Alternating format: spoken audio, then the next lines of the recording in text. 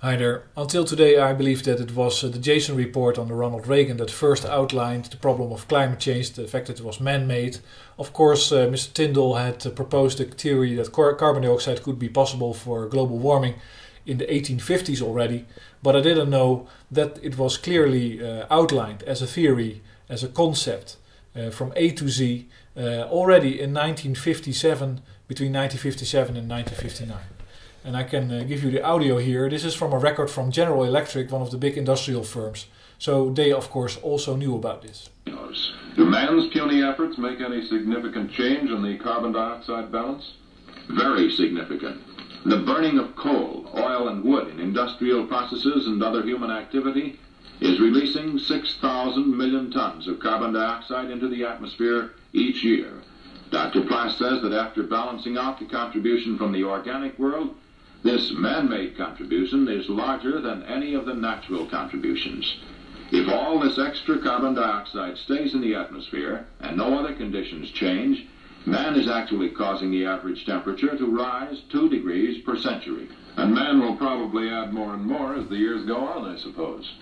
Yes, Dr. Plass believes that any reasonable projection of our industrial activity indicates that it will continue to increase for many years.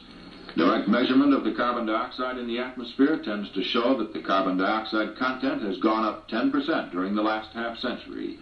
This is exactly the amount that has been added to the atmosphere by industrial activity during this period. So, well, if you want to basically run your country or your economy on any basis, any rational basis, any basis of optimization, and this knowledge was around, and they knew basically that they were changing the temperature 2 degrees per century with what they were doing, the way they were doing it. And they could figure out pretty easily the devastating effect it would have on agriculture, on land use, on the migration of animals, on all kinds of species in the world. But yet they decided to go on. Then it sounds really like this was a generation that just wanted to play around, that just wanted to have a good time on Earth and leave it in whatever state they left it, without caring for anybody. And we can see that in a financial sense too, of course, because the politicians have pillaged all the reserves that were actually intended to take care of these baby boomers.